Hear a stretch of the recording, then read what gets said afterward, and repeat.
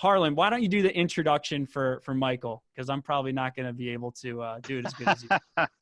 Well, you're probably dealing with one of the most Godfather voice.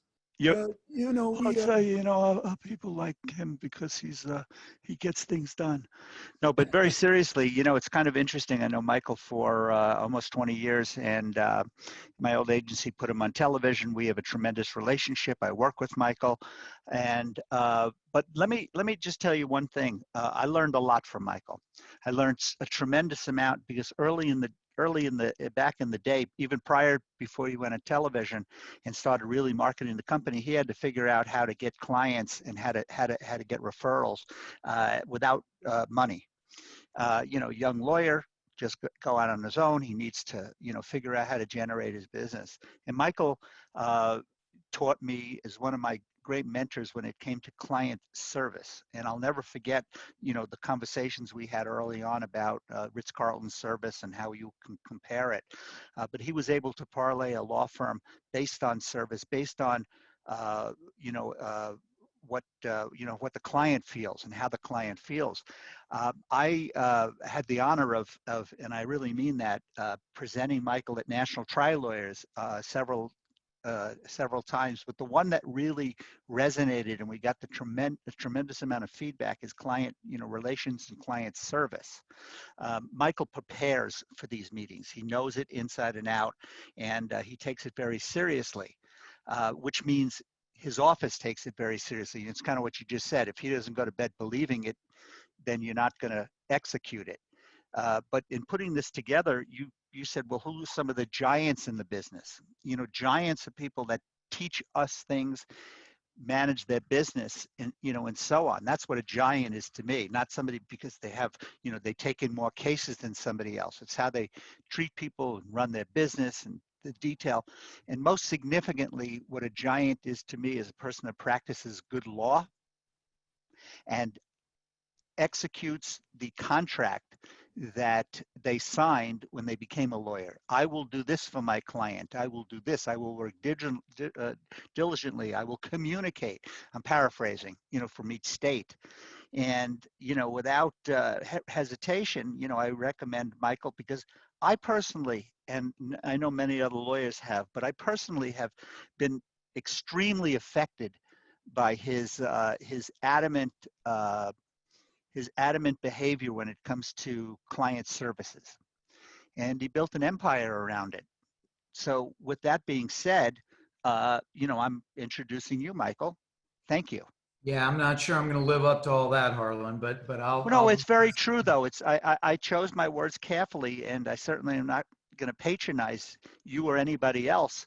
But what I said is true. I appreciate that. Well, I tend to be a little verbose, and I only have 15 minutes, so I'm going to kind of go through this lockstep the way I think.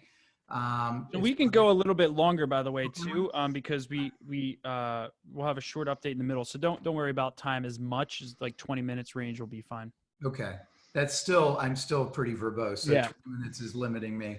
So I guess to start, it would be unfair for me to talk about customer service and how we got to where we are without some context. I think all of us on this call right now are dealing with, challenges that we've never faced before. And I think, we got to talk about that because I think that contextualizes what I'm going to talk about. Someone at the beginning of COVID-19 gave me, I thought, some fairly good advice. And they said that we were all grieving. And I said, what are you talking about? We're grieving. And apparently we are grieving the loss of predictability.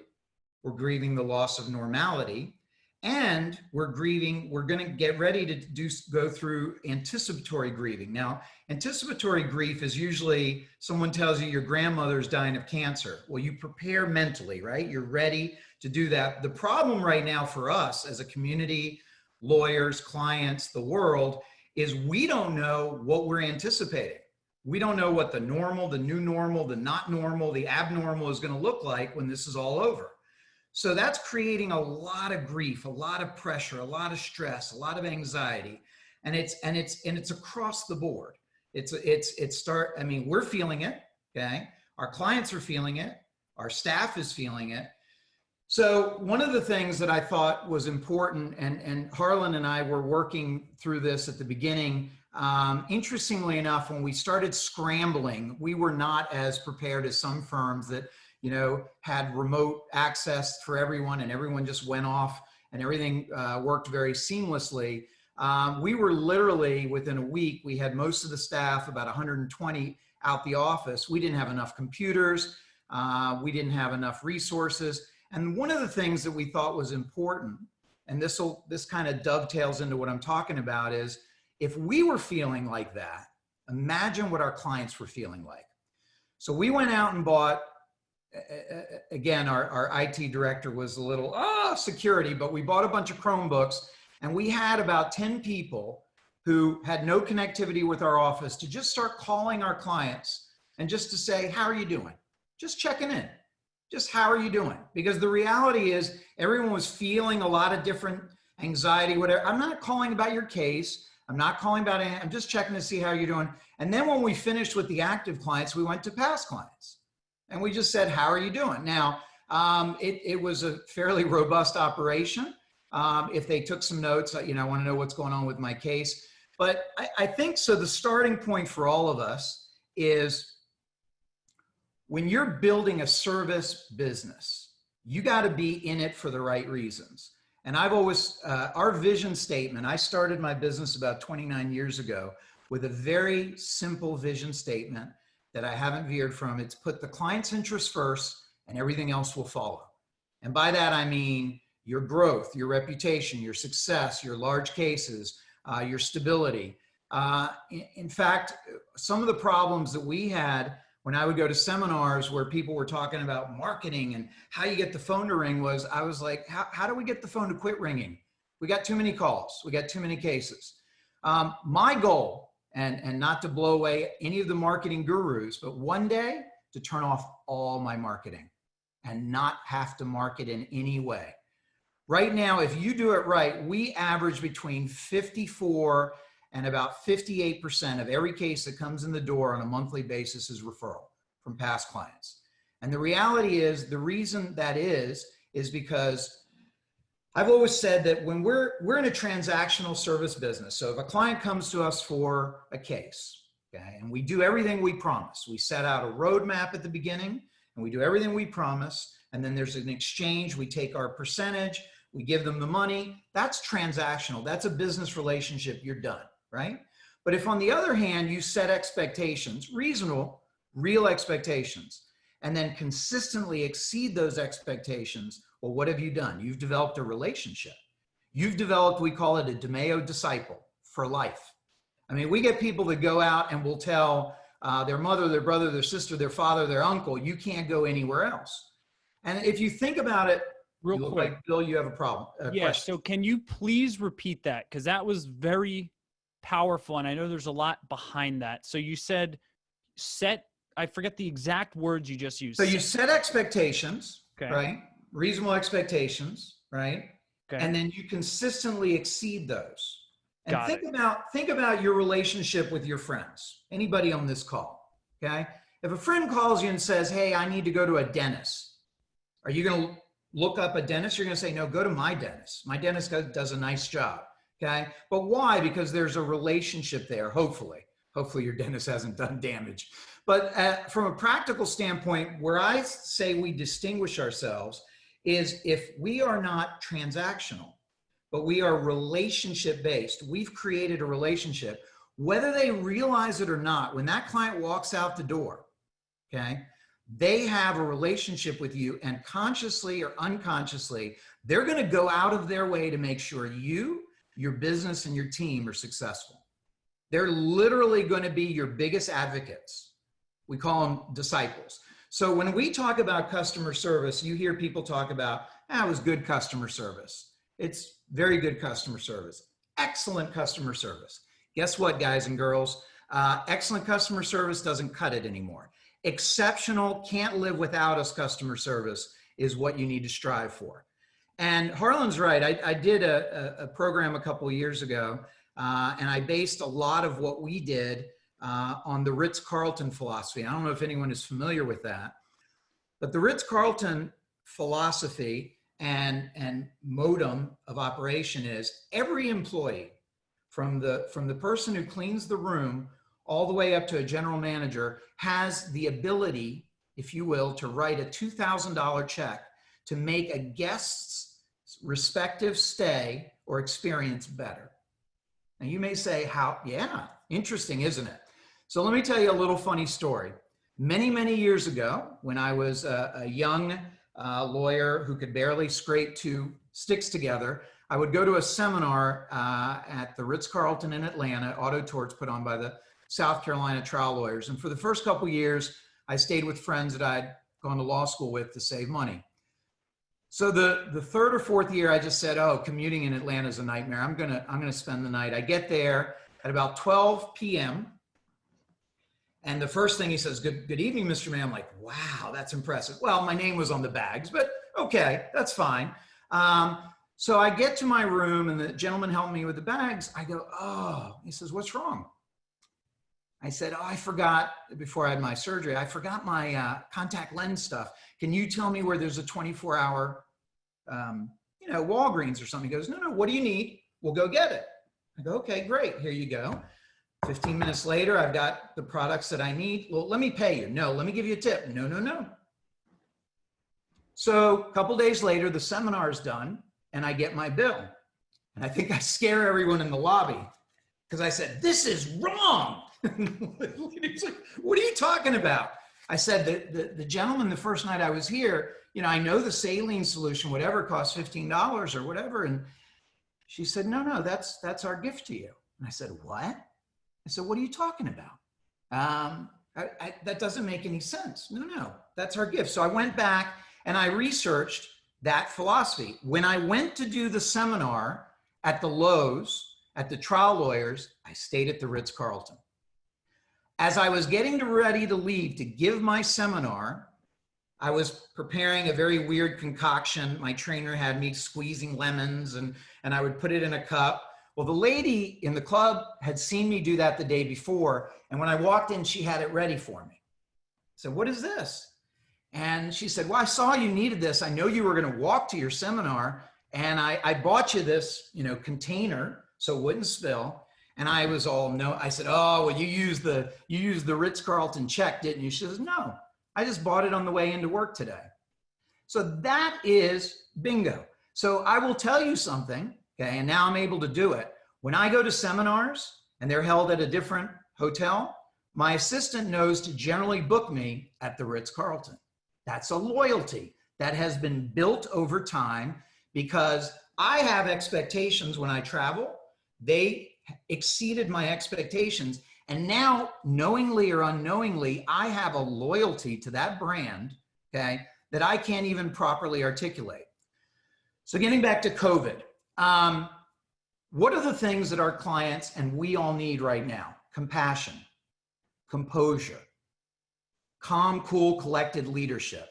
I realized early on that, like many of my colleagues, this was a brand new animal. I didn't know what to do, but I knew the kiss of death was to show that level of uncertainty or fear or anxiety with my staff or with my clients. And so what I started doing, I got on the webinars, not the lawyer webinars, but I got on any webinar that was a business webinar, distributive workforce. I learned something from Mark Cuban. I became a sponge very, very quickly on what I could do, understanding that my core principles of customer service had to remain, but it's the what is it, the 6 Ps? Proper perspective prevents piss poor performance. I mean, the reality is if we don't have our stuff together and are perceived in that way, then it will be perceived in a different fashion. So customer service. We realized early on, well, this is before COVID, that some of the principles that we may expect are not always things that our clients experience in their demographic. For example, okay, I'm a well-dressed lawyer. If I go to Walmart and I go to return something, I'm sure I'm going to get service. I'm going to get attention. I'm going to get someone who's going to talk to me professionally. kindly, with some level of compassion and understanding. Our clients aren't always positioned that way. They're not always articulate. They're not always able to present their situation in the best way. So from the very start, our goal is to make the client feel and that they are the king and queen of the ball. So if you come to my office, when we get to the normal, okay, you will come to one of the few offices in the country that has a concierge, okay? You have a concierge at the Ritz-Carlton, you have a concierge at my office. The concierge will offer you DeMayo cookies, DeMayo water, coffee, soda, whatever you want. And if you're a repeating visitor, they will already know what you want, and they will ask you if you want the same thing, okay? At the same time, if they're a client, if they're not a brand new client, we'll have what we call drive-bys, not the negative drive-bys, but a case manager, a lawyer, someone who has a relationship with them will make a point to come through the lobby and say, hello, how are you doing? Just check in. And by the way, every time we make a contact with the client, it's not always about how's your case, how's your treatment, how's this. We try to encourage everyone that talks to a client that on any given moment, communication with a client, you get a personal tidbit. How's life? Well, my daughter just had a baby. Okay, guess what? That's not lost. That's an email. Boom. Goes to the front desk. I start the card, and then it gets signed by 80, 90 people. Okay. Oh, my grandfather passed away. I'm so sorry to hear that. You know, and it's not always events. Sometimes it's things going on in their lives. I got a new job. I got fired. The reality is, when you think about the communication that you have with your friends, okay, are our clients not our friends? I mean, think about it that way. Are they not as important to us as the relationships we have with our friends and our family? I'm a single dad raising 4 teenagers. I have all kinds of struggles with communication on a daily basis, okay? But getting to understand, and by the way, one size does not fit all. You can't do a template and go call the client and ask this, this, this, this, this. There has to be some level of emotional intelligence.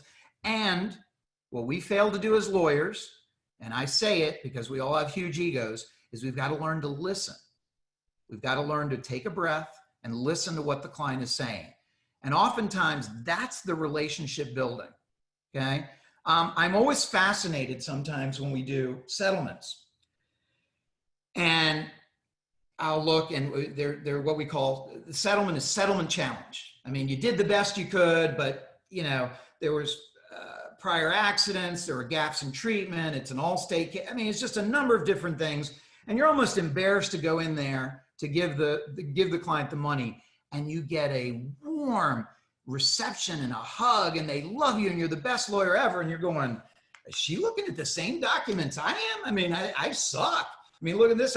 And then you'll get clients where you've knocked it out of the ballpark. You know, it's a case worth a couple $100,000, you got them $500,000. And they're like, they got an attitude. And I always go back and look at how we've treated them during the process. And that's the secret.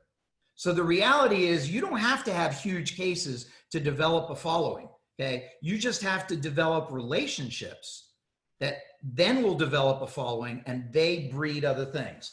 Let me get back to some of the things that I would just give. And again, some of this is, but we can even do this during COVID.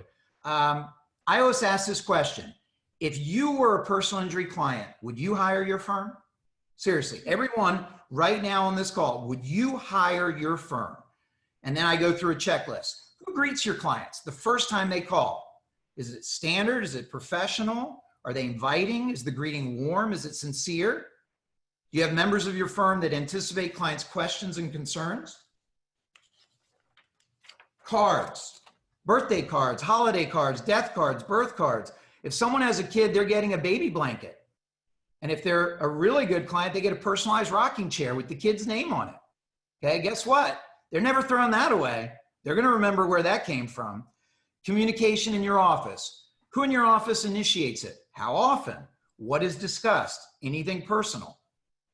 Everyone in the organization that touches a client needs to be professional, kind, friendly, patient, empathetic, compassionate, and sympathetic, or they don't need to be a part of your organization. Very simple. Okay. Now it's hard when you have 120 people to replicate that. It's very hard. But the reality is you need A players. They need to know what you're doing. And you just talked about this, Bill, what you're doing, and they need to know how to do it extremely well. Okay. So can I, Sure. so I just want to make sure we're zooming out. So we have, the first question is who's greeting the clients, how, right? The next one we have is, cards, gifts. That would be another chunk, another segment. Then we have communication. Who is communicating? Who's responsible? What person, is it personal? Is there anything personal being asked? And then you had professional, kind, compassionate, patient. You had the whole list.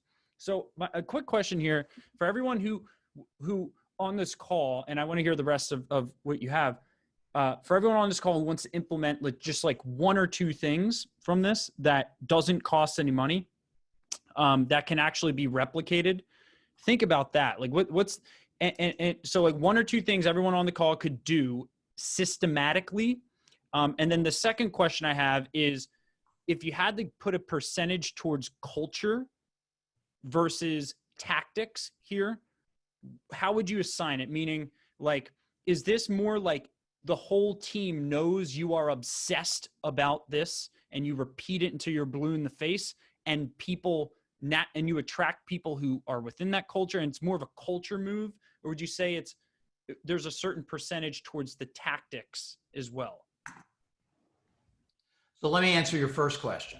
All right, a couple of takeaways that I would probably give to folks is literally how we answer the phone. Have you ever called a defense firm and they go, hello? And you're talking to a big name partner, hello? That drives me through the roof, okay?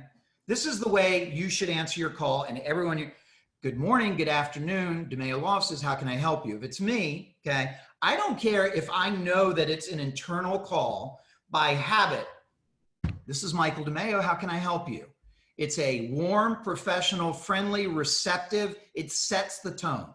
So I would say the first thing is being able to, every time you have a client communication, is make sure that we're setting the tone, okay, which is a professional, empathetic, warm, friendly tone that still says, hey, I know what I'm doing and I can do it, but how can I help you? We tend to forget that clients that we represent, sometimes it's the first time they've had any interaction with a lawyer, right? So how many law offices do you go to and there's a bunch of law books everywhere? And all right, not in my office. In my office, you have beautiful paintings. Okay, there's no law books to be seen. Okay, we have what we call the dream team. When we're open, we have 4 bilingual ladies at the front desk who basically are there to back up, sometimes the concierge, and greet. So number one, I'd say setting a tone. Number two, I would say to really get to the customer service where you're creating a relationship, I think you have to go through and track what you do for a client now and make some modifications. Tracking. Oh man, you can't manage what you can't measure. That is a great tip. Mm-hmm. So just measure what you're doing. So we do something, and every time I say this, people lose their minds. Okay, but I'm going to say it anyway. In the old days, I can't do this anymore. In the old days, I would give out all the money. All right, and made a big deal of it. You give them a couple of cards. This you give to someone else, a special card for yourself. But I always, and still do, we always cut our fee. Okay, and you say, you always cut your fee. Sometimes you have to cut your fee to make sure that the client gets more. But I cut my fee to be able to say, now listen, we cut our fee to bring you up. So do us a favor. Don't get any more accidents, but send us some new clients. All right. I don't ask them to send me new clients. I tell them. Okay. There's a huge difference in that. And they're very receptive to that. And just little points like that, as you go along the process, of making a difference. You know, the cards, the desks, sometimes we're told that it's the only birthday card they get. Or when they have a baby, they don't only just get a card, they get a baby blanket. If it's a girl, it's pink, and if it's a boy, it's blue. I mean, what does that cost you? But it shows a level of interest and commitment in their lives as far as that goes. Jeez. When they are no longer clients, we remind them, please update us with your information, because we want to make sure that we stay in touch with you. Culture or tactics, unfortunately, I have to fall on the sword, do as I say, not as I do. We've grown quickly. We've had some growing pains. We're trying to reinvigorate the culture of what got us to where we are and what will keep us growing. So right now, sadly, it's probably more tactical. You know, this is what we do. This is how we do it. But there are people on the boat. I would say, who would you put on the boat? Those are always two good exercises. Would you hire yourself? Would you hire your firm? Okay.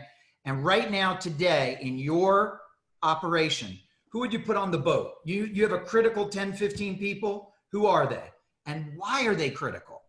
And then what you can do is go back and benchmark their personalities, their way of thinking, their dedication, their ownership.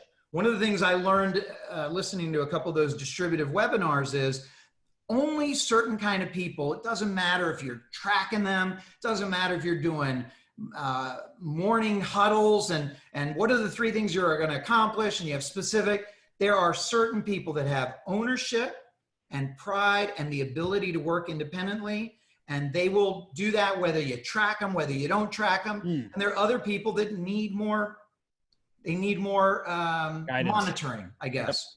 So Michael, I hate to cut you short. We do have to transition to Harlan, but if you want to, I got some crazy takeaways. I mean, just literally just like cards and gifts are just like, you just forget about these things when you're so self-consumed in your own busy world. And it's so awesome that, you know, you've put your foot down around these things, you know. Also, just setting the tone on the beginning of every client interaction is such a brilliant tip. Like literally just going, okay, let's start with how we answer the phone, because that's going to be replicated in a million and one ways. Is everyone on the firm on the same page with that and gifts? And I feel like those two things, like combined, could just have such a big impact. But also measurement. I mean, this is so crazy. Like when you actually measure what's going on, I mean, it's crazy what you see. So Michael, thank you so much. What I'd like to do. I want to share one thing, and I think this puts everything together, what you just said. So when I was a young lawyer, sometimes the staff would see me when I was going to meet a new client or do a settlement. They would see me do this as I walked through the threshold of my door, and they were all like, he's insane, he's lost it, what is he doing? And what that was my reminder. I'd had 3 negative calls with Allstate adjusters. I'm in a pissy mood. The idea was wipe the slate clean and throw it away, because what this client expects from you is a positive, energetic, knowledgeable, and excited advocate. Okay. They don't give a crap what's going on, that, you know, one of your teenagers is being a PETA. They don't care about that. They don't care that your car needs an oil change. They don't care that half your staff is revolting about right now they can't have coffee service. So that is a very important reminder. Perception is reality. Reality is perception. And the tone of how you approach people is so critical. Done.